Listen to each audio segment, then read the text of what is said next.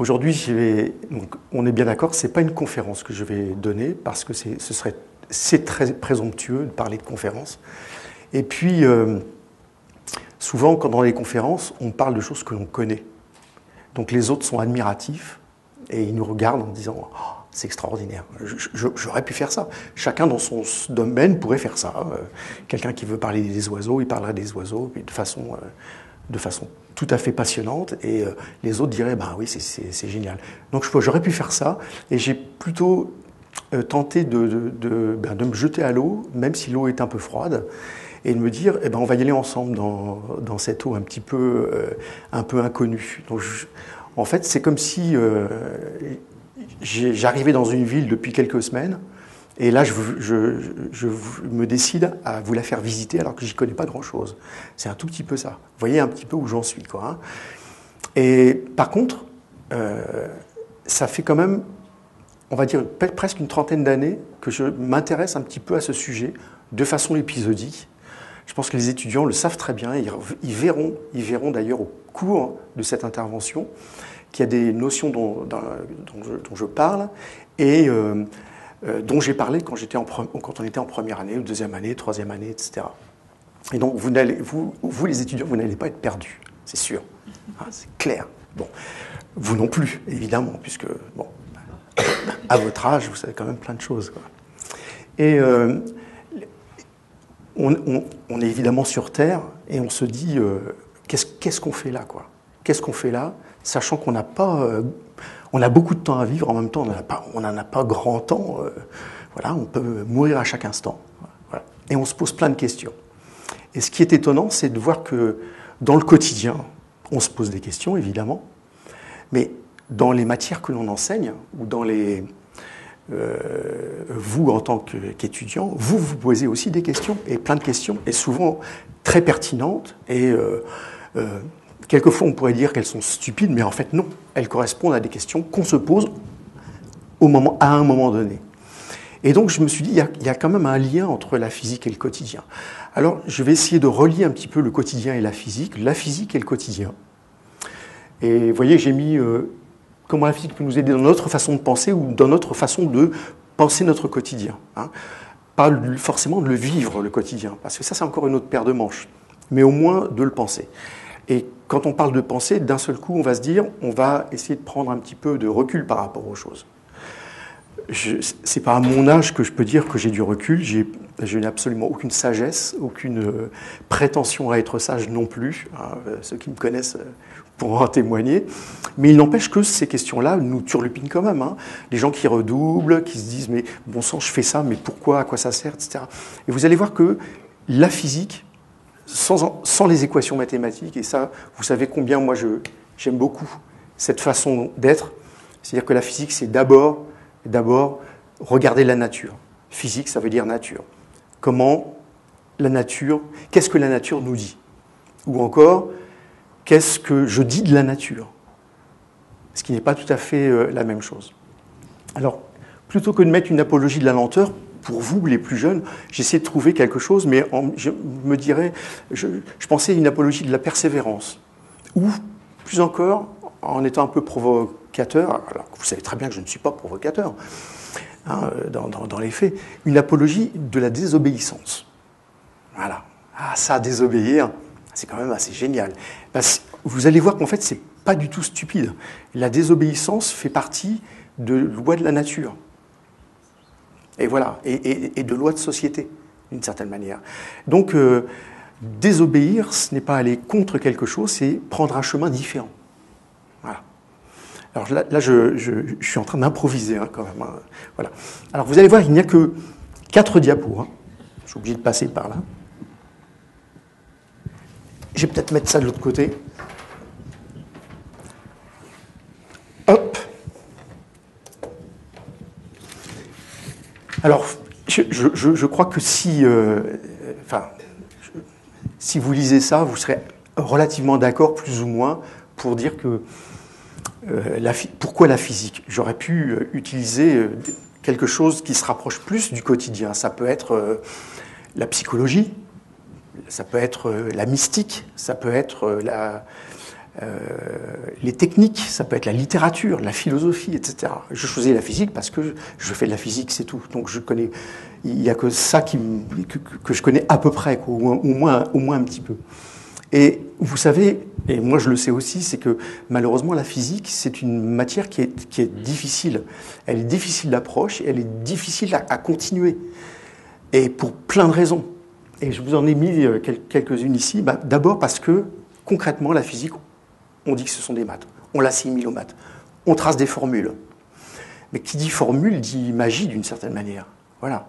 C'est une façon de dire je ne sais pas ce que c'est, et donc je mets des formules, et ça c'est rassurant. Et dans le quotidien, on est comme ça. D'une certaine manière, qu'est-ce qu'on va faire? Je ne connais pas quelque chose, mais le quotidien étant tellement difficile, d'accord? Eh bien, je vais le reconcentrer, et puis en trouvant des mots qui vont m'aider, ou des activités qui vont m'aider, et puis pour dire, ben voilà, je l'assimile à quelque chose. Voilà, parce que c'est rassurant.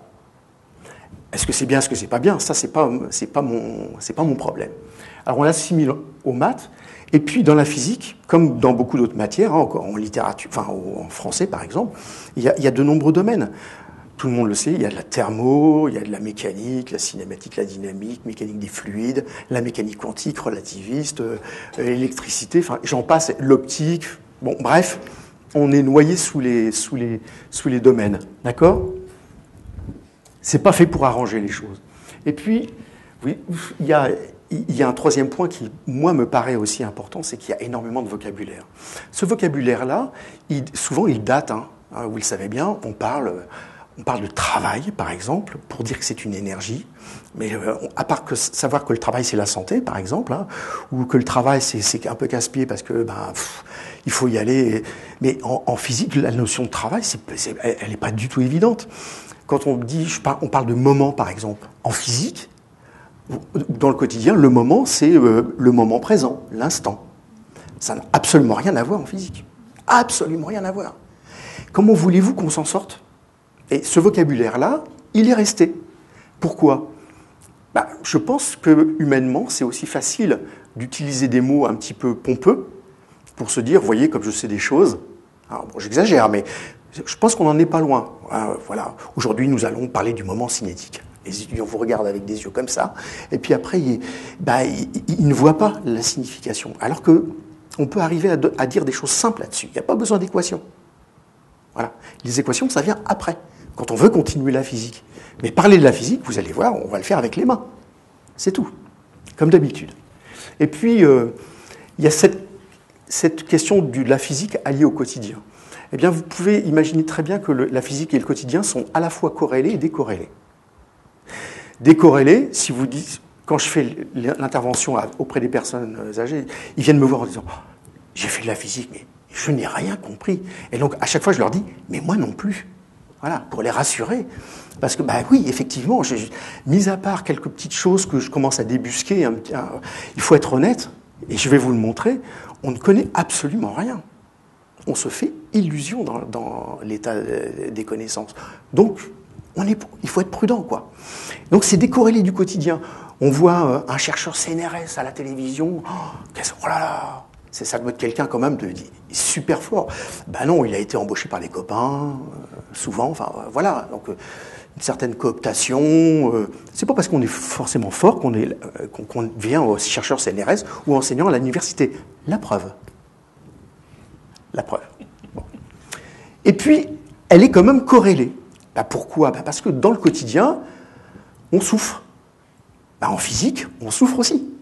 Vous le savez bien. Hein, quand il s'agit d'essayer de comprendre ce qui se passe derrière un problème, bon sang, mais qu'est-ce qu'on en bave? Mais moi, pareil, quoi. Et puis, le quotidien, on se pose des questions. En physique, on se pose des questions, etc., etc. Dans le quotidien, il y a des routines. Dans la physique, il y a des routines. La routine, c'est j'ai une formule, je vais l'appliquer. Paf. Soit, la routine. Et dans le quotidien, de temps en temps, il y a une curiosité. On va se dire, ça c'est chouette, quand même, là il y a quelque chose, mais bon sang, ça vient d'où? Et en physique, c'est pareil. Il y a un moment, on va se dire, mais tiens, c'est chouette, là, il y a quand même, là, il y a ça. il y a ça, mais bon sang, est-ce que je peux aller plus loin? Est-ce que je peux en parler avec des copains pour voir, etc. Puis après, on va boire une bonne bière pour fêter ça. Voilà. Donc en fait, les deux sont aussi corrélés. Il y a à la fois une décorrélation entre les deux, voilà, et une corrélation. C'est compliqué. C'est compliqué de rassembler les deux. Alors, je vais vous montrer un dernier tableau. En fait, il y a juste 4 diapositives, et puis le reste, ça va être un petit peu du blabla, quoi. Hein. Mais je vais essayer de voir comment le quotidien s'associe avec la physique ou avec la nature. Et déjà, avant toute chose, à travers deux notions que je ne connais pas bien, hein, vous inquiétez pas, je n'ai pas fait d'études de philo, donc j'ai juste réfléchi un tout petit peu lu, mais c'est tout, quoi. D'abord, je vais parler du savoir et connaissance, et puis on va parler de l'énergie. Alors l'énergie, ça, on en avait déjà parlé en cours, donc ça va être un petit peu d'érudite, hein, mais ça a une saveur particulière. Alors, le savoir et la connaissance, qu'est-ce qu'on pourrait appeler, comment on pourrait appeler le savoir? C'est un certain nombre d'acquis, d'accord, au cours du temps, voilà, qui vont s'accumuler. Et ces acquis accumulés, on va s'en servir un peu comme base pour essayer de connaître d'autres choses. D'une certaine manière, c'est comme si vous montiez la tour Eiffel, vous faites le premier étage, quand vous êtes au premier étage, vous avez une base solide dont vous vous servez pour grimper, pour construire les autres morceaux. Voilà, c'est un petit peu quelque chose comme ceci. Alors, je mélange savoir et connaissance. Les deux sont différents, mais c'est pas très grave. On comprend bien ce que c'est. C'est pas la définition, moi, qui m'intéresse, c'est surtout qu'est-ce que ça a comme conséquence. Qu'est-ce qu'on a pensé pendant très très longtemps? Eh bien, on a pensé que le savoir était comme une sorte de sphère. On parle de la sphère du savoir. On parle de la sphère de la connaissance. Et on la voit comme une sphère, comme ça, voilà, hop, bien parfaite et tout, voilà, sans petits dommages sur les bords, etc., vraiment comme il faut. Etc. Et qu'est-ce qu'on fait tout au long de la vie, ou tout au long de la vie de l'humanité et la vie d'une personne? Eh bien, on cherche à faire de l'accumulation et des découvertes et accumuler. D'accord? Autrement dit, eh bien, cette sphère du savoir, elle est inconnue, paf, je vais connaître quelque chose, je m'y installe. À partir de là, qu'est-ce que je fais? Ben, je vais remplir ce qui manque. D'accord? Et je remplis jusqu'à ce que j'ai une belle sphère, et là, je dis, ça y est, je connais tout. C'est pas ridicule. On a envie que ça se passe comme ça. Malheureusement, comme vous le savez, hein, je pense que tout le monde le sait, malheureusement, le savoir n'est pas une sphère immobile. Alors, quelle est la contrepartie? Comment on peut s'en apercevoir? Ou comment on peut essayer d'allier le quotidien, hein, je dis, ah, ça va, je sais des choses, j'ai bac plus 15, voilà, paf, c'est bien, et puis les autres ils sont ridicules, ils savent rien, enfin bon, bref. Bon, le Big Bang. Qu'est-ce que c'est? C'est une théorie qui dit qu'on part d'un point minuscule, il y a une énorme explosion, on ne sait pas d'où ça vient. Bon, il y a quelque chose qui a pété quelque part, voilà. Et tout s'en va, voilà, partout. Bon, alors, c'est pas comme ça que ça s'est passé, certainement, mais on peut le dire comme ça. Et puis, il y a des gens qui ont réfléchi sur ce que c'était que cet univers dans lequel on vivait. Et à un moment, s'est posé la question de savoir si, sachant que le Big Bang existe, que la théorie est conforme à ce que l'on observe actuellement, cet univers-là, qu'est-ce qu'il fait? Est-ce qu'il va continuer? Est-ce qu'il va s'arrêter? Ou est-ce qu'il va revenir? Les trois sont jouables. D'accord? Ils sont tellement jouables que dans les équations d'Einstein, par exemple, il y avait une constante. Une petite constante qui était libre en disant, eh ben, suivant cette constante-là, soit l'univers continuera, soit il restera comme ça, soit il va se concentrer. Il était presque évident de se dire, cet univers-là, on a envie qu'il revienne. Pourquoi? Ben parce que nous sommes des humains, et donc nous sommes des êtres anthropomorphiques. Enfin, anthropomorphique, ça veut dire qu'on va prêter des intentions aux objets qui nous entourent. Et donc, ça consiste à dire, moi, je respire, voilà, je respire, donc l'univers aussi doit respirer. Hein, je copie, je fais une copie conforme de ce que je suis et je l'adapte à ce qui m'entoure. Bah, pourquoi pas? C'est ce que font les dictateurs. Ils sont ce qu'ils sont, et puis après, ils vont adapter aux autres ce qu'eux sont. Apparemment, ça n'a pas l'air de gêner tout le monde. Hein, d'accord? Et dans la façon de voir comment s'appelle l'univers, c'est pas idiot. Donc, une respiration, et puis on revient, pof, et puis pourquoi pas après une autre explosion, etc. Bon. Dans l'état actuel des choses, il semblerait que l'univers soit en expansion. Je dis bien il semblerait, parce que quand on dit l'univers est en expansion, on ne parle que d'une autre. On ne parle pas des autres susceptibles d'exister. Et peut-être qu'il en existe des centaines de milliards, de milliards, de milliards. Personne ne sait. On ne sait absolument pas. Et on ne saura jamais. D'accord? Autrement dit, cette sphère, voilà, qui se développe, qui actuellement se développe, il est possible qu'un jour on se rende compte que, ah, non, finalement, il y a d'autres univers qui existent, donc peut-être qu'il va se recontracter. Voilà. Et donc, en tout cas, ce qui est, je dirais pas sûr, mais en tout cas, ce qui nous titille un petit peu, c'est de se dire, vous voyez, la question du savoir, ben c'est un petit peu comme l'univers. On parle de sphères, les anciens, les Grecs, parlaient de sphères multiples, hein, dans lesquelles la Terre était le centre. Voilà, comme ça, on s'approprie les choses, on est maître de la situation, etc. Non. Dire que l'on connaît quelque chose, dire que l'on sait quelque chose, c'est une illusion. Et c'est une illusion, mais typique. Alors quand même, on se dit, ben, je sais bien quand même que le ciel est bleu. Oui, bon, d'accord. Je sais bien qu'il y a du monde dans la salle. Oui, donc je sais des choses. Mais est-ce que ça va nous aider à vivre? Je n'en sais rien. Mais en tout cas, cette sphère du savoir, c'est une illusion. Comme la sphère de l'univers est une illusion. Voilà. D'accord? Donc j'en ai fini avec le savoir, et il y aurait plein de choses à dire, évidemment. S'il y a des questions ou des remarques, hein, surtout, n'hésitez pas. Puis on va parler un petit peu de l'énergie. Ben, l'énergie, c'est un peu la même chose. Définir l'énergie, c'est vraiment... c'est impossible. Hein. On le définit mathématiquement, en disant que ça dépend de la force que l'on utilise. Si j'appuie avec une certaine force, je développe une énergie et ça fait mal. Voilà. Si je tape doucement, ben je sens bien que la force est moins grande, donc l'énergie qui va être reçue par la main est moins forte.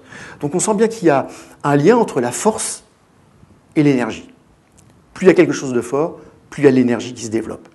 Et puis on sent bien aussi que si je le fais pendant longtemps, voilà, donc sur un certain espace, eh bien on voit bien que l'énergie transférée à la main ici, eh bien elle continue. Donc l'énergie est fonction un petit peu aussi du déplacement.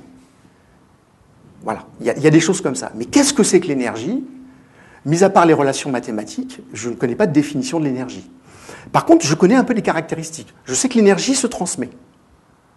Si je tape, paf, la chaise reçoit un coup de pied, cette chaise va vibrer, et va transmettre de l'énergie au sol, qui lui va transmettre de l'énergie un petit peu par ailleurs. Bon, alors c'est assez limité, certes, mais ça va se transformer en chaleur, etc. Et vous le savez, on dit que l'énergie de l'univers est constante. D'accord? Et avec ça, on est content. On est super content. On dit, enfin, on a trouvé quelque chose. L'énergie de l'univers est constante. Ok, bah, soit. Sachant pas ce que c'est que l'énergie. Mais comme je vous le disais tout à l'heure, l'univers, il est où, cet univers-là? Il y en a un, il y en a deux, il y en a trois, il y en a 10 000. Est-ce qu'il y en a d'autres? Est-ce que, pendant que je suis en train de parler, il n'y a pas un autre univers qui se crée? Je n'en sais rien. Donc, quand je dis l'énergie de l'univers, ben, je ne sais pas de quoi je parle. En fait, il faudrait dire, aujourd'hui, au moment précis où je fais telle ou telle expérience, l'énergie est constante. Elle est... Voilà. C'est-à-dire que si je fais ça, là, je lui donne un coup de poing, lui reçoit le coup de poing, cette énergie-là, elle est complètement transférée à la main. Et donc, cette énergie-là est égale à cette énergie-là, il y a bien eu transfert d'énergie. Voilà. Localement, ça fonctionne. Donc, ça fonctionne dans une partie de l'espace, et ça fonctionne dans un temps donné. Clairement. Autrement dit, vous voyez que ce concept d'énergie constante qui apparaît comme quelque chose qui est miraculeux, qui apparaît comme quelque chose qui défie l'espace et le temps. En fait, c'est tout simplement une aberration. Mais ça nous est quand même utile. Parce que sans cette conservation de l'énergie, je ne pourrais pas faire les calculs que je fais. Raphaël ne pourrait pas faire les calculs qu'il fait. Voilà. dans la physique de tous les jours, en tant que chercheurs, ces deux braves chercheurs-là, ils vont vérifier que l'énergie est constante, quand même. Mais c'est local, c'est pendant une durée déterminée. Mais après, je ne sais pas. Alors, revenons au Big Bang. Le Big Bang, T égale 0. Si vous regardez des vidéos sur Internet qui vous parlent du Big Bang, vous allez voir une chose, quand ils sont interrogés par un journaliste et qu'ils disent « Qu'est-ce qui s'est passé à T égale 0 ?» Ben, il y a le chercheur qui est comme ça, avec des cernes comme ça, et qui dit « J'ai vu une vidéo comme ça, c'est génial !» Le type, il dit, mais, enfin, il dit rien en fait. Il est complètement dépassé. Et en fait, on arrive à essayer d'imaginer ce qui a pu se passer juste après t égale 0, mais à t égale 0, on ne sait pas. Et on ne sait même pas si t égale 0 signifie quelque chose. Et souvent, les questions qui sont posées, c'est qu'est-ce qu'il y avait avant? D'accord? Elle est pertinente, cette question-là. Il faut se rendre compte que la conservation de l'énergie, rien ne se perd, rien ne se crée, tout se transforme, qui est dû à Lavoisier, que vous connaissez bien, ça ne date pas d'aujourd'hui. Ça n'est pas de Lavoisier. C'était déjà dit du temps des Grecs, mais d'une autre manière. Eux, ils disaient, si j'ai deux objets et que je les mets ensemble, ils vont constituer un nouvel objet qui est la somme des deux objets. Voilà. Et si je veux séparer les deux objets, je prends ces deux objets et ils vont donner deux objets qui reflètent exactement ce qu'ils étaient avant. C'est une façon de dire la conservation de l'énergie, d'une certaine manière. C'est pas tout à fait la même chose, mais c'est assez logique. Et cette logique-là, elle est perturbante parce qu'elle est fausse. Elle est fausse parce que, allez, allons plus loin.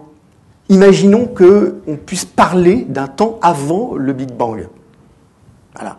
Si l'énergie est constante, moi je veux bien, mais avant, ça veut dire qu'elle était aussi constante. Et on va s'arrêter où? Eh ben, on va invoquer l'éternité. Hein. C'est-à-dire que l'énergie est immuable et n'a pas du tout de début. On peut arriver à imaginer qu'il n'y ait pas de fin. On sent bien que d'ici 30-40 milliards d'années, au bas mot, il va se passer des choses, mais l'univers va devenir froid s'il ne se passe rien d'autre. Mais avant, c'est quelque chose de absolument incompréhensible. On a du mal à imaginer. S'il n'y avait pas eu le Big Bang, peut-être qu'on aurait su d'autres choses. Mais il y a ce fameux Big Bang. Et il faut toujours avoir en tête que la conservation de l'énergie a été utilisée évidemment comme preuve de l'existence de Dieu. Par Descartes, par Leibniz, et même encore aujourd'hui, il y a des gens qui s'en servent. Vous allez sur des sites internet qui vont essayer de vous prouver par A plus B que Dieu existe parce qu'il y a conservation de l'énergie. Bon, pourquoi pas? Moi-même, je suis croyant, mais à la limite, peu importe, je m'en moque. Mais vous allez voir que ça pose problème.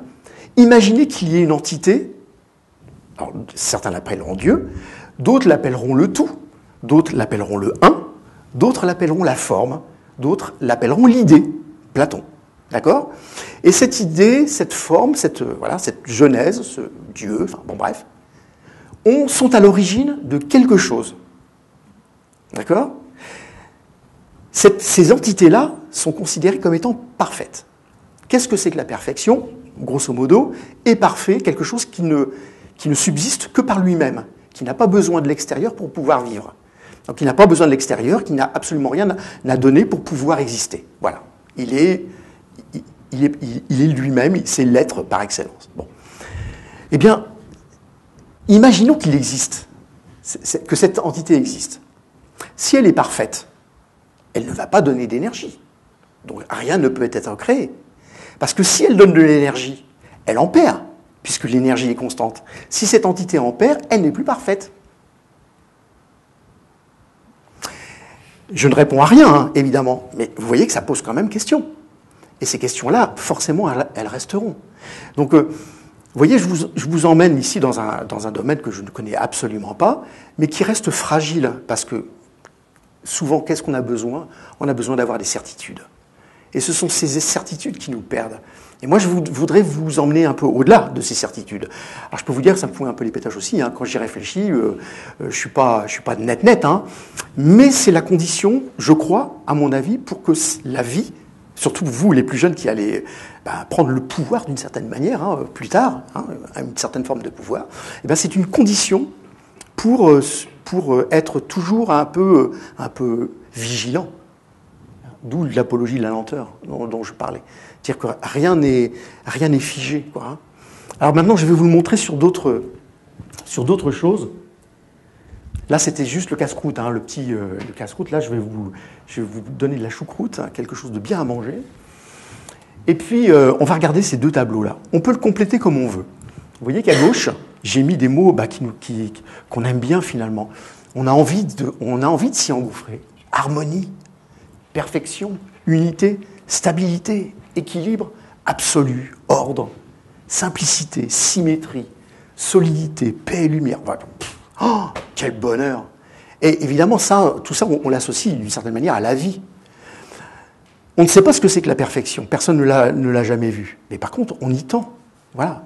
On ne sait pas trop ce que c'est que l'harmonie. Mais on sent qu'un paysage harmonieux, on a envie de ça. On va tendre vers ça. On va essayer d'y aller. Et puis, on va en reparler après. On va s'apercevoir quand même qu'il y a des choses qui clochent. Et puis à droite, je vous ai mis le contraire, quoi. Enfin, bon, à peu près. Hein. Disharmonie, imperfection, multiplicité, instabilité, déséquilibre, désordre, complexité, dissymétrie, fragilité, tourment, obscurité. Mais surtout, il faut l'évacuer, ce truc-là. On va mettre tout ça, on va le prendre au balai, sous le tapis, et on n'en parle plus. Et puis là, hop, on se met dessus, et puis on va regarder quand même, on va essayer d'atteindre ce qui est à gauche. Je ne sais pas si vous êtes tout à fait d'accord, mais même si je caricature un petit peu, il n'empêche. Hein, on aimerait bien montrer nos côtés un peu parfaits, enfin voilà, pas montrer nos défauts, mais quand même, regardez un peu les qualités que j'ai. Hein, prenez-en de la graine, bon, voilà. Et bien, je vais vous montrer que finalement, on peut inverser les choses, complètement. C'est-à-dire que ce que je considère comme étant la vie, je peux le considérer comme étant la mort. Voilà. Alors, il faut faire attention, c'est que aussi bien à gauche et à droite, vous avez un peu les opposés. Vie et mort ne sont pas opposables. Hein. Il faut faire très attention à ça. Hein. La mort n'est pas le contraire de la vie. Ce n'est pas l'opposé. La mort est un passage. Vers quoi? On n'en sait rien. En tout cas, c'est un passage. Voilà. C'est-à-dire qu'on va devenir poussière, et puis après, il y a des gens qui croient quelque chose ou qui ne croient pas. Mais en tout cas, c'est un passage d'un état à un autre. Tout simplement. Donc, c'est pas la même chose. Peut-être que la mort fait partie de la vie. On n'en sait rien. Enfin, en tout cas, elle en fait partie, puisqu'on la traverse. Hein. D'accord? Donc, il faut être un petit peu prudent avec ça. Alors, je vais prendre deux, trois exemples tirés de ce tableau-là, et puis on va en discuter, pour voir si c'est pas un peu... c'est pas un peu perturbant, en fait, cette classification, hein, parce qu'il s'agit bien de classification. Hein. Enfin, levez le doigt, ceux qui aimeraient se trouver dans le tableau de gauche. C'est pas parce que je la lève qu'il faut la lever. Bon, et levez le doigt, ceux qui aimeraient se trouver dans le tableau de droite. Bon, allez. Non, mais pourquoi pas, hein. Mais c'est vrai quand même, moi, l'harmonie, quand on fait de la musique, par exemple, l'harmonie, on aime bien, hein. Il y en a qui savent, quoi. La disharmonie, ça fait quelque chose, quand même, hein. On n'aime pas trop ça, quoi. Alors, je vais vous prendre des exemples tout bêtes. On va commencer par la perfection. Mes amis, la perfection,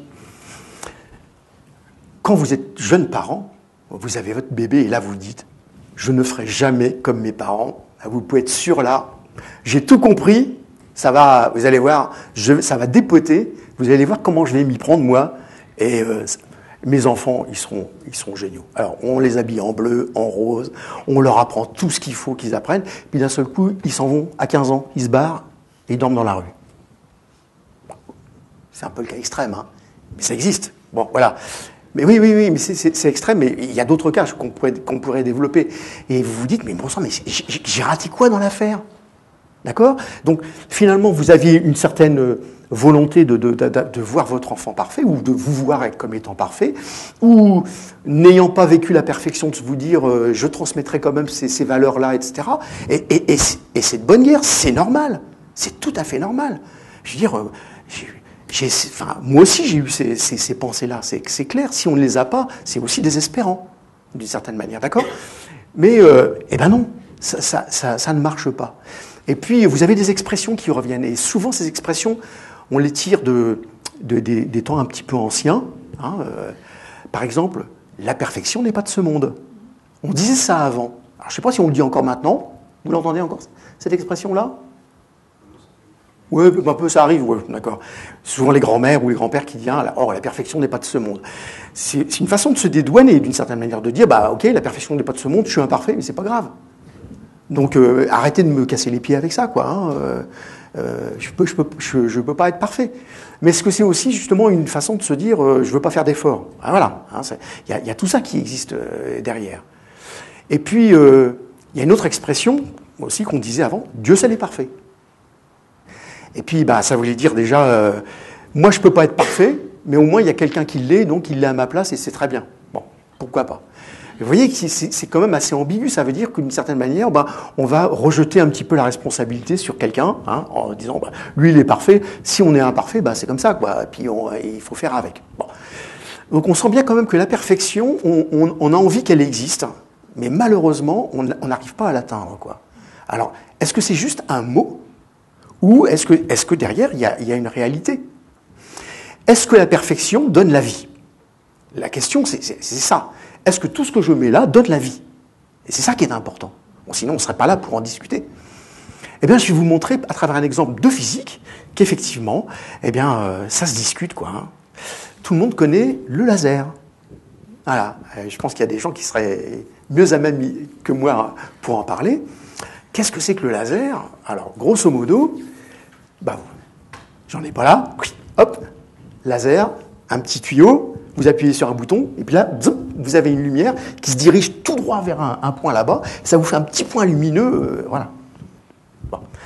Et ce laser, il a l'air tout petit, mais il a fallu quand même attendre 1900, tu vas me dire si je me trompe, 1925, pour que les équations soient trouvées.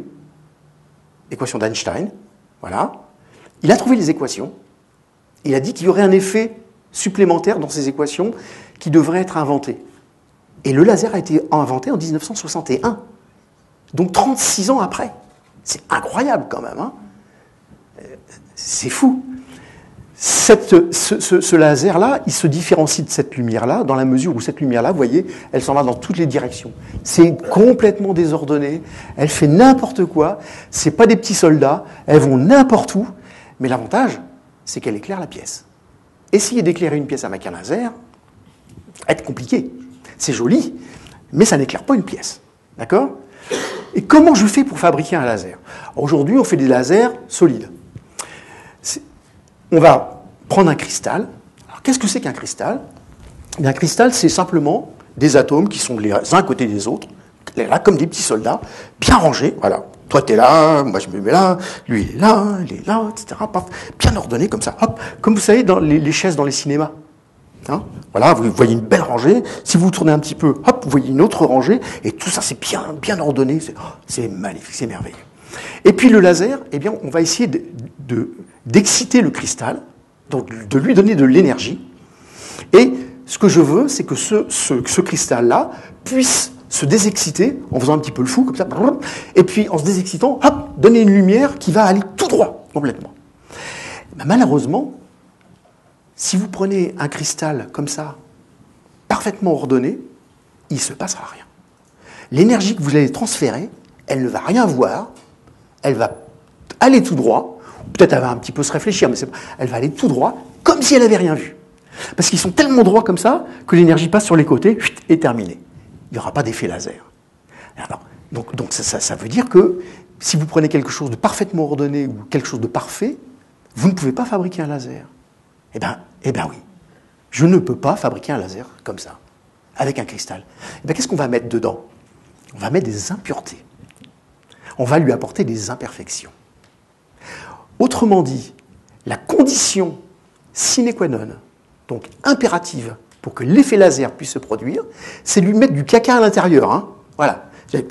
Allez, taille, et paf. Et alors, bon, évidemment, on ne met pas avec les pouces, mais ça revient à ça. Et on les met pas de façon ordonnée.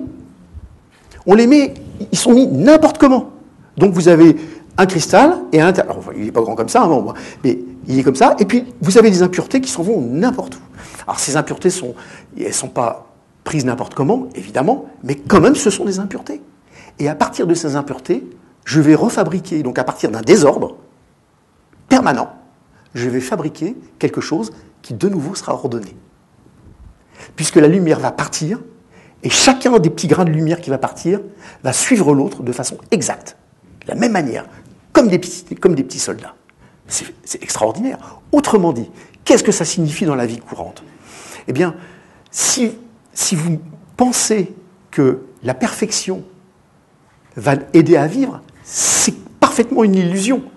D'après ce que je viens de dire, hein, d'accord, je me fie à ce que je viens de dire sur la physique pour dire ça. Je ne dis pas que c'est la vérité, mais c'est comme ça que moi je le conçois. Hein. Autrement dit, je dois absolument mettre en valeur les défauts et les introduire pour pouvoir vivre. Mais c'est pas ce qu'on nous apprend. C'est pas ce qu'on nous apprend. Quand quelqu'un dit une bêtise à table, pim, ça part. Bah tu te terres, c'est quoi cette bêtise-là? Enfin, tu vois, il y a un désordre, c'est désordonné. Mais si la personne le dit, c'est que ça le fait vivre. C'est que derrière, il y a une volonté de vouloir dire quelque chose, peut-être de vouloir se rendre intéressant, ou de dire « j'existe ». Enfin, il y a plein de raisons pour ça. Et ça fait partie de la vie. Si on dit à quelqu'un « mais tais-toi, tu dis des conneries ». Enfin, comme on dit souvent aux étudiants « mais non, ce que tu dis là, c'est faux, arrête, enfin, c'est nul, écoute-moi plutôt ». Enfin, voilà. Donc si on n'accepte pas ces imperfections-là, rien ne peut en sortir. Rien, absolument rien. C'est ma conviction, hein, évidemment, hein, mais je le tire de ça, de cet effet-là.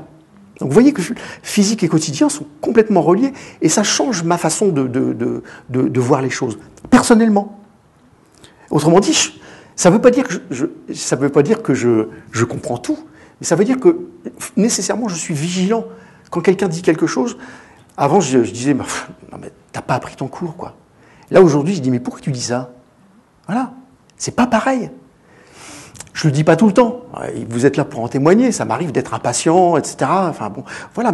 Mais au contraire, si quelqu'un dit quelque chose qui est absolument imparfait ou contradictoire, etc., c'est qu'il le pense. Et donc, s'il le pense, c'est que ça signifie quelque chose pour lui. Et donc, il faut pointer là où il le pense pour l'amener en se disant « Qu'est-ce que tu veux dire par là ?» et ne jamais lâcher.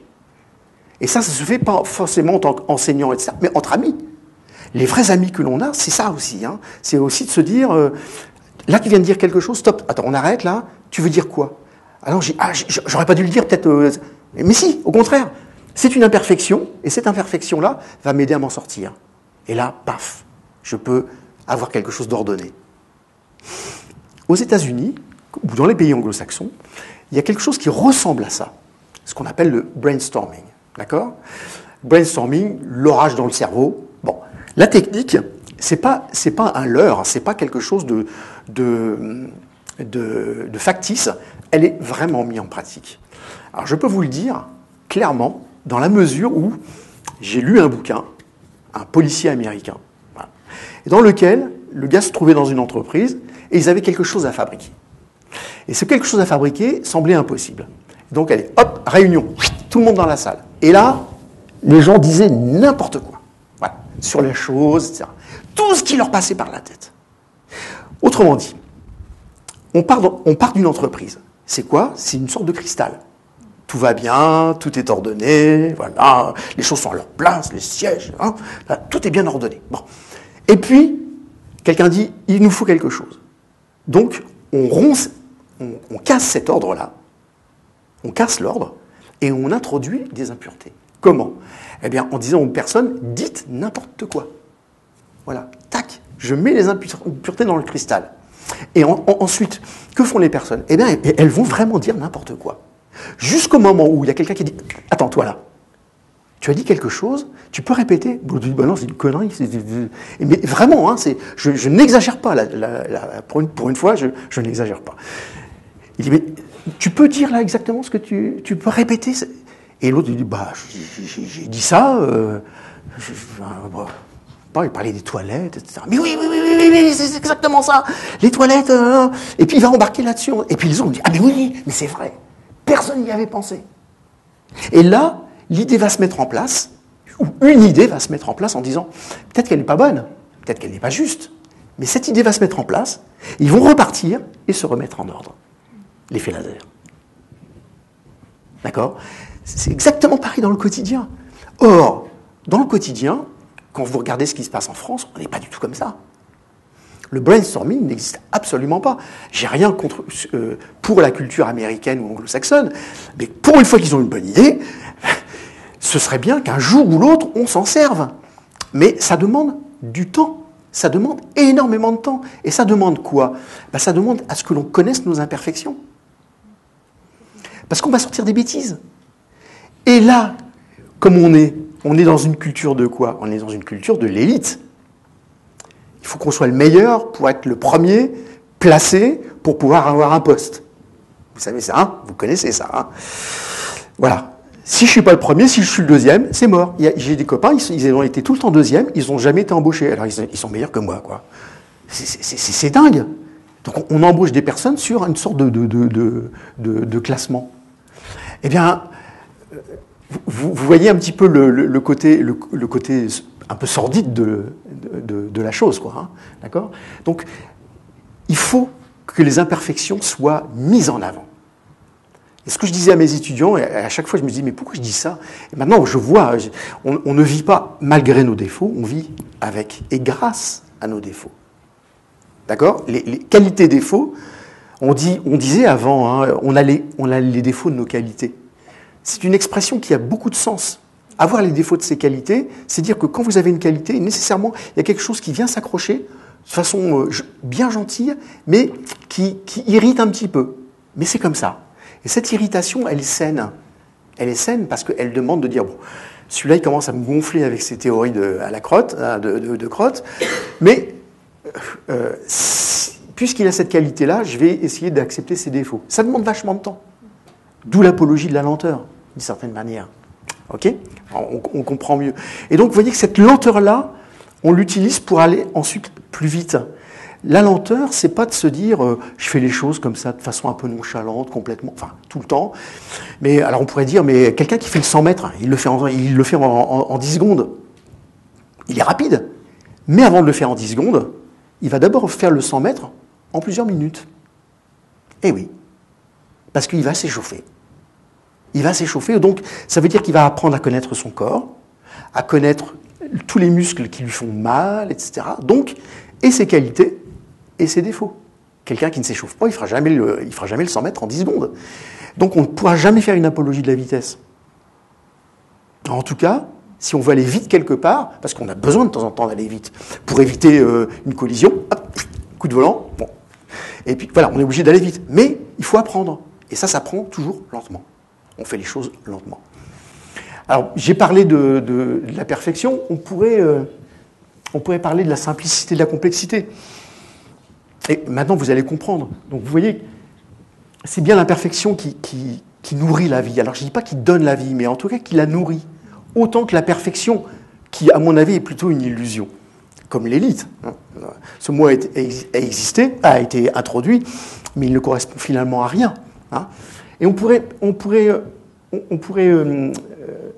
prendre tous ces mots les uns après les autres et on verrait la même chose. Alors moi, je vais vous en prendre un en particulier qui est simplicité et complexité. Simplicité, ouais, mais, souvent on me dit, mais François, mais tu pourrais pas être un peu plus simple quand même. Qu'est-ce que t'es compliqué? Qu'est-ce que t'es complexe? Tu réfléchis tout le temps, la moitié de ce que tu dis c'est faux, enfin, puis tu nous emmerdes, bon voilà. Et ils ont raison, d'une certaine manière. De temps en temps, on aimerait bien que les choses soient un petit peu simples. J'y arrive pas. C'est pas ma faute. Hein, c'est comme ça. Je peux pas être simple. Mais c'est pas grave. Ça fait partie de mes imperfections. Voilà, comme ça je me dédouane. Hein. Bon, alors, la simplicité. Est-ce que c'est vraiment la simplicité qui va donner la vie? Alors, on va reprendre des questions un petit peu de physique. Voilà. Donc, vous me corrigez hein, si je dis un petit peu des bêtises. Et vous allez voir que ça va se rapprocher d'autres qualificatifs que j'ai mis ici. Simplicité, ok, Big Bang. On reprend ça, et puis les particules s'en vont dans toutes les directions. Un grand flash.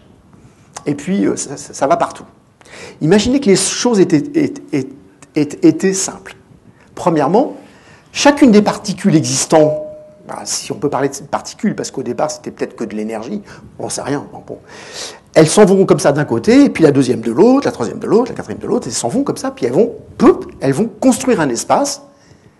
Mais vous ne pouvez pas faire de vie avec ça, parce qu'il ne peut pas y avoir d'interaction. Si chacune des particules s'en va comme ça, au revoir. D'accord? Et les autres aussi. Ça ne marche pas. Je ne peux pas, à partir de quelque chose de simple, qui paraît simpliste en tout cas, mais de simple, je ne peux pas fabriquer un être humain. Encore moins une nébuleuse, une planète, ou ce que vous voulez, ou des atomes. C'est impossible. Donc il va falloir quand même que les choses soient un petit peu compliquées. Bon. Puis comme vous le savez, tous, je ne vous apprends rien, on est fait de matière. Vous savez que l'antimatière existe. Alors il y a une spécialiste ici, enfin, qui habite, qui est pas loin d'une caméra électron-positron. Voilà. L'électron, ben, c'est la petite bête qui tourne autour du noyau de l'atome. Voilà. Le positron, c'est la même petite bête, mais elle ne tourne pas dans le sens inverse, mais elle a une caractéristique opposée à celle de l'électron, qu'on appelle la charge. Bon, peu importe, c'est pas très grave. Mais elle existe. Et chaque particule, noyau, proton, neutron, n'importe quelle particule, neutrino, a son antiparticule. Autrement dit, au tout départ, vous aviez normalement autant de particules que d'antiparticules. Le problème, c'est qu'on est fait de particules. Elles sont passées où, les antiparticules? Hein, c'est une question qui se pose. Alors, ce n'est pas du tout mon domaine, donc je ne vais pas vous en parler longuement, mais on sait, d'après les modèles utilisés, que pour 1 milliard d'antiparticules, se sont créées en même temps 1 milliard une particules. Autrement dit, les antiparticules se sont associées avec des particules pour donner de l'énergie, donc quelque chose qui s'en va. Voilà. Et les autres sont restés, la particule qui est restée s'est associée à d'autres pour créer de la matière. Tant mieux. S'il y avait eu autant de particules que d'antiparticules, nous ne serions pas là pour en parler. Voilà. Donc les choses ne peuvent pas être simples. Vous voyez que là, on est obligé d'être dans quelque chose de complexe. Et en plus, vous voyez, de dissymétrique. J'ai une dissymétrie. 1 milliard une. Mais pourquoi donc? Personne ne sait. Évidemment, personne ne sait. C'est dingue. Peut-être qu'on découvrira autre chose. Peut-être que c'est pas tout à fait, le modèle n'est pas tout à fait encore adapté et qu'on découvrira autre chose. Mais il y a quand même quelque chose qui est dur à avaler. Pourquoi 1 milliard et 1 milliard une? Pile poil. Pile poil. Voilà, plaf. Et comme ça, on a pu commencer à vivre. C'est quand même incroyable. Donc les choses sont à la fois dissymétriques, et c'est ça qui a apporté la vie, et la complexité aussi. D'accord? On continue sur notre lancée. Les particules s'en vont, mais il faut bien qu'elles s'assemblent à un moment. Par exemple, le premier noyau que vous connaissez, c'est le noyau d'hydrogène. Voilà, c'est mon point, là, comme ça. Puis j'en prends un deuxième ici. Et il a fallu que les deux se rejoignent pour former, par exemple, une molécule d'hydrogène. Voilà, c'est-à-dire 2 noyaux d'hydrogène avec des électrons. Et ces électrons, c'est la colle qui va faire que les noyaux vont rester ensemble. Bon, alors maintenant, regardez. Rappelez-vous le début. On a dit l'énergie de l'univers est constante. Okay. Supposons que dans l'univers, il n'y a que 2 noyaux, qu'on appelle des protons, peu importe, 2 noyaux, voilà, de grosses patates, là, comme ça, et 2 petits électrons. Eh bien, si vous n'avez que dans l'univers, jamais vous ne pourrez les relier ensemble. Ce n'est pas possible. Alors, c'est étonnant.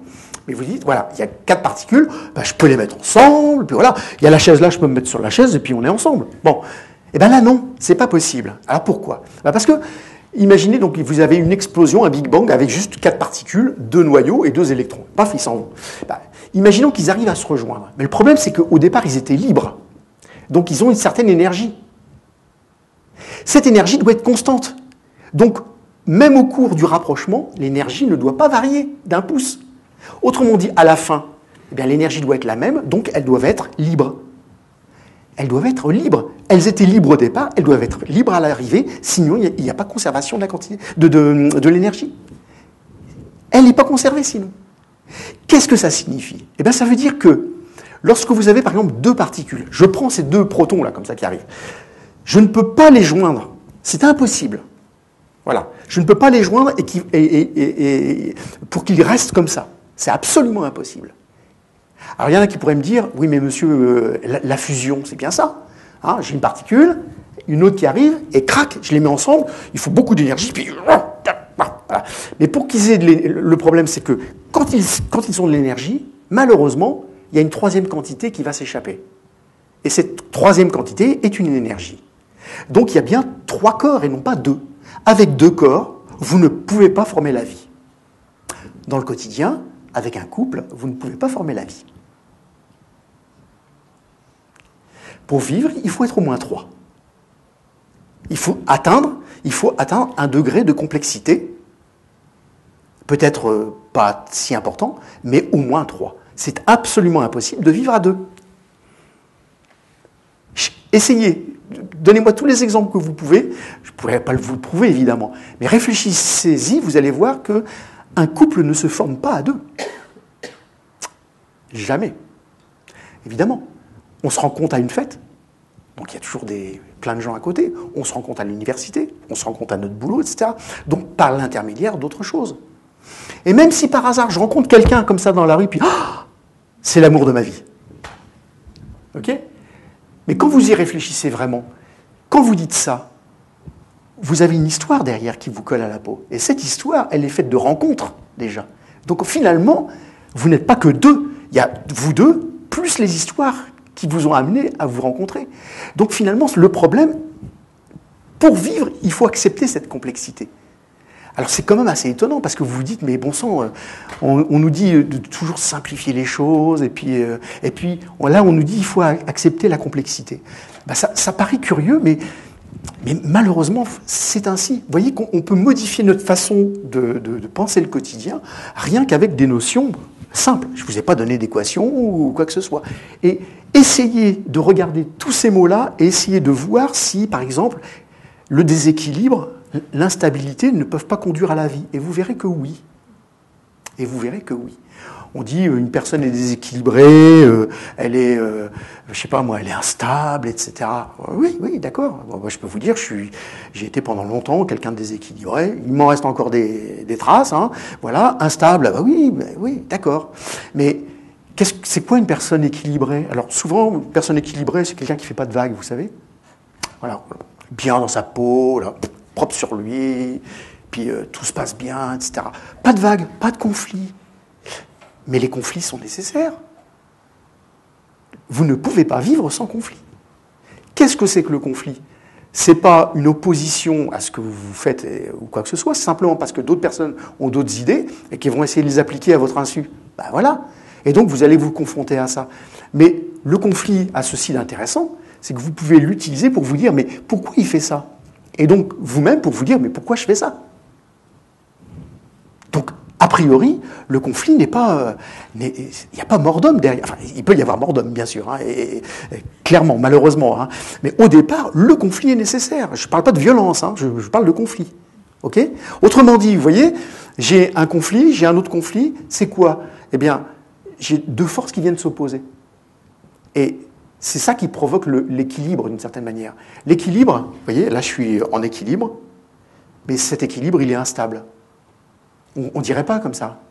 Mais si vous êtes debout, votre équilibre est instable continuellement. Parce qu'à chaque seconde ou chaque milliseconde, votre corps est toujours en train de faire ça. J'exagère, évidemment. Voilà. Et au bout d'un certain temps, d'ailleurs, vous allez vous écrouler parce que vous n'avez plus d'énergie pour maintenir cet équilibre. D'accord? Donc on est en déséquilibre. Et c'est le déséquilibre qui fait que vous pouvez m'admirer. Vous voyez? D'accord? Ben oui. Hein? Donc, rebelote, le déséquilibre, c'est vachement important. Et le déséquilibre, c'est aussi une façon de retrouver un autre équilibre, peut-être. D'accord? Comment faire quand vous avez... Parce que souvent, en fait, on n'a pas de force en présence. Quand quelqu'un est plus fort que vous, il va vous pousser. Qu'est-ce que vous allez faire, vous? Ben, soit vous allez essayer de pousser plus fort que lui, d'accord? Mais malheureusement, il est vraiment trop fort. Imaginez, vous êtes à une manifestation, vous êtes tout seul devant 50 CRS. Ah, ben là... C'est compliqué. Ils vont quand même un peu vous chaparder, là. Ils vont vous pousser, puis l'équilibre, vous pouvez toujours le trouver. Mais la nature est faite de telle sorte qu'on peut arriver à faire en sorte que une force puisse se mettre comme ceci, et en faire intervenir une autre. Et donc, vous avez une force comme ceci. Donc, vous laissez passer un peu cette force-là, et vous en introduisez une troisième pour faire un équilibre. Eh bien, on arrive à quelque chose de complexe. On passe de 2 à 3. Et souvent, c'est comme ça que ça marche dans la vie quotidienne. Comment fait-on lors d'un procès? Un procès, c'est pas l'accusé et la victime qui se rencontrent. Et non. Vous auriez deux forces qui s'affrontent. Certes, vous auriez une sorte d'équilibre, mais qui n'aboutit à rien, qui n'apporte aucune vie. Mais vous avez un défenseur, un procureur, un juge, des jurés, un auditoire, des journalistes, etc., etc. Et donc, on apporte de la complexité pour que la vie puisse se faire. Je ne dis pas qu'elle est bien, parce qu'on peut trahir tout ça, bien sûr. Mais il n'empêche que c'est à partir de là qu'on arrive à faire, qu'on arrive à produire de la vie. D'accord? Alors, je vais terminer par... parce que on pourrait continuer, mais voilà, ça va se terminer. Et quand même, il y a quelque chose que j'aimerais revisiter un tout petit peu avec vous, de façon très superficielle. Il y a, vous savez qu'il y a plein de livres qui ont été écrits, dont un qui raconte l'histoire d'un peuple. Donc, évidemment, c'est la Bible. On pourrait parler aussi du Coran, mais le Coran ne raconte pas l'histoire d'un peuple. Mais la Bible raconte l'histoire d'un peuple. Et si vous regardez, vous pouvez le lire très bien en étant absolument incroyant. Voilà, ça, alors là, il n'y a aucun problème. Voilà. Il faut des clés de lecture, bien sûr, mais là-dedans, il y a quelque chose d'assez extraordinaire. Moi, ce que j'ai envie ici, c'est de me dire, est-ce que je me mets à gauche ou à droite? Et bien, finalement, je vais faire les deux. C'est plus simple. Autrement dit, j'ai un état à gauche auquel j'aimerais tendre, un état à droite que je veux oublier, mais je ne peux pas l'oublier.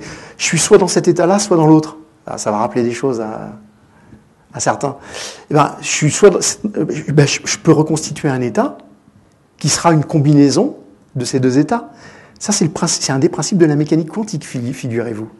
Alors évidemment, c'est peut-être un peu idiot ou un peu simpliste de dire ça, mais la réconciliation des deux peut se faire comme ça. Et en fait, la mécanique quantique vous dit ça. La mécanique quantique, c'est un outil mathématique qui vous permet de dire quelle est la chance que vous avez qu'une particule aille là ou là. Ben, si vous avez une chance sur deux qu'elle soit là et puis une chance sur deux qu'elle soit là, donc la seule chose que vous pouvez dire, c'est qu'il y a 50% de chance qu'elle soit là, puis 50% de chance qu'elle soit là. Mais si je prends comme état la somme des deux, je peux dire qu'il y a 100% de chance qu'elle soit là ou là. Et voilà. Et là, au moins, je réconcilie les deux.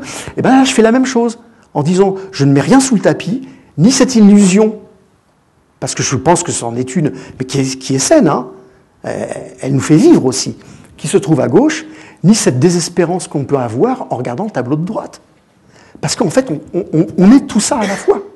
Et on va de l'un à l'autre. Eh bien, dans la Bible, il y a ça. C'est absolument incroyable. Ceux qui ont écrit la Bible, donc c'est sur plusieurs générations, évidemment, ils n'ont jamais caché les choses. Il y a des guerres, il y a des meurtres, il y a des incestes, il y a des adultères. C'est une horreur, ce truc-là. Mais derrière, il y a quelque chose qui les fait vivre, qu'ils appellent Dieu, bon, voilà, une entité, mais ils racontent tout. Et ils passent de l'un à l'autre. De temps en temps, à l'espoir, ils sont heureux, ça y est, c'est super, on est sorti d'Égypte, on a trouvé notre terre, et voilà. Et là, ils vont faire les pires conneries, parce qu'ils sont tellement contents, tellement fiers, ils vont dire, on est la nation élue, et ben, c'est bon, on est arrivé. Et puis, patatras, un accident, et puis ça y est, c'est la guerre. Vous avez les Babyloniens qui envahissent Israël, qui déportent tout le monde, c'est la catastrophe. Et donc là, leur Dieu n'existe plus, c'est un mécréant, c'est un salopard. Enfin bon, bref, il le traite de n'importe où. Donc il passe de l'un à l'autre, comme ça, tout le temps. Et c'est absolument fabuleux de se dire que l'histoire de ce peuple-là, c'est notre histoire. Chaque fois, chaque jour, on est un peu comme ça. Enfin, voilà. Mais c'est magnifique. Je trouve qu'il y a de l'espoir là-dedans, il y a de l'espérance de se dire, quand je vois le pauvre Samba là, qui pleure à mes cours, enfin voilà, puis je lui dis, mais non, regarde, la vie est belle, tu y penseras maintenant. Et il y a un passage dans la Bible qui est une sorte de petite Bible, c'est 3 lignes. C'est dans ce qu'on appelle le livre des rois. Voilà, donc le roi David, le roi, je ne sais plus comment il s'appelle d'ailleurs, bon, bref, Salomon. Bon. Dans le livre des rois, il y a un prophète qui s'appelle Élie, et ce prophète, il se moque de personnes qui invoquent d'autres dieux que leur dieu à eux, hein, le dieu des Juifs. Ce dieu s'appelle Baal. Et il leur dit, puisque vous croyez en ce dieu, allez-y. Montrez que vous savez, par exemple, mettre le feu à cette terre-là sans avoir de briquet ou d'allumette. Eh ben, ils vont essayer de le faire. Et Élie leur dit, mais attendez, vous voyez, vous faites des invocations, vous hurlez, etc. Mais vous ne criez pas assez fort. Vous voyez bien, votre Dieu, il ne vous entend pas. Alors vous allez me dire, mais attendez, qu'est-ce que vous racontez? Eh bien, en fait, regardez, dans la traduction d'une des phrases, c'est dire, pour invoquer leur Dieu, ils dansent à cloche-pied. C'est incroyable. C'est-à-dire, ils se mettent comme ça à danser. Et puis, certainement, ils chantent ou un truc comme ça.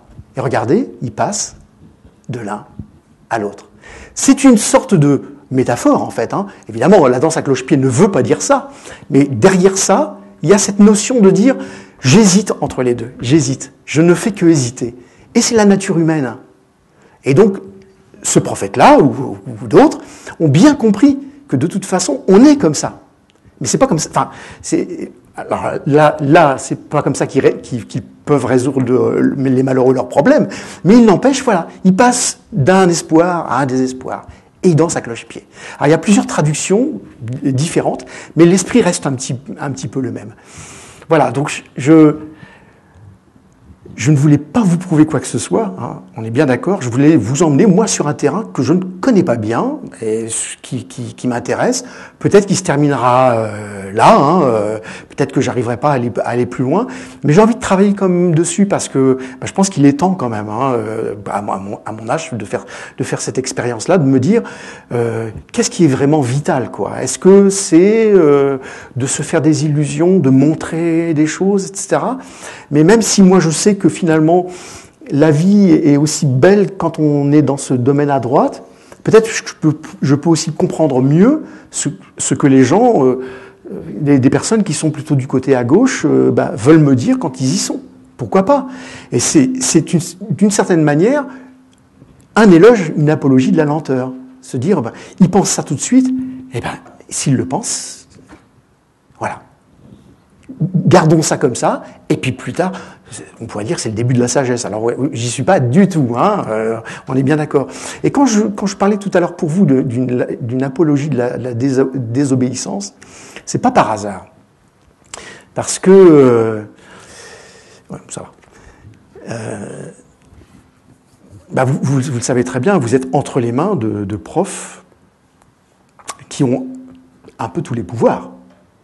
Vous êtes bien d'accord. J'étais étudiant, donc je le sais aussi. Hein, et j'en ai aussi pas des bons souvenirs, parce que j'étais pas un étudiant modèle, on va dire. Hein, voilà. Et pourquoi désobéir? Parce que, qu'est-ce qu'on va vous dire à vous, nous les profs? On va vous demander d'être là, la plupart du temps. Qu'est-ce que j'entends tout le temps? Ah, ils savent pas faire des cosinus et des sinus. Puis moi, je dis à mes collègues, mais et alors? C'est pas ça la physique. Oui, mais quand même, ils font ça, donc ils n'ont rien appris en terminale, etc. Et alors? Tu dis ça, mais et finalement, quand tu as dit ça, on fait quoi après? Il va bien falloir quand même que ensemble, vous, moi, les autres, fassent en sorte que peut-être que le cosinus-sinus, c'est pas forcément si important que ça. Pourquoi pas? Ou alors c'est peut-être important si vous voulez utiliser des outils pour plus tard. Mais la physique, c'est pas ça. Et donc, nous, on vous pousse d'une certaine manière à être dans ce domaine-là à gauche. On va vous occulter tout ce qui est à droite et on va vous bourrer. Hein, en disant, le savoir, c'est une accumulation, il faut apprendre ces formules. Quand vous avez appris les premières, il faut apprendre les secondes, et les troisièmes, et les quatrièmes, et vous n'arrêtez pas. C'est du gavage de doigts. C'est pas la vie. Et donc, moi, j'ai envie de vous dire, mais désobéissez, quoi. Alors, vous le faites déjà, je le sais, quand on vous laisse cette possibilité de désobéir, mais cette désobéissance, elle est saine, parce qu'elle vous permet de vous réconcilier avec, à mon avis, avec tout ça. Voilà. Je vous remercie.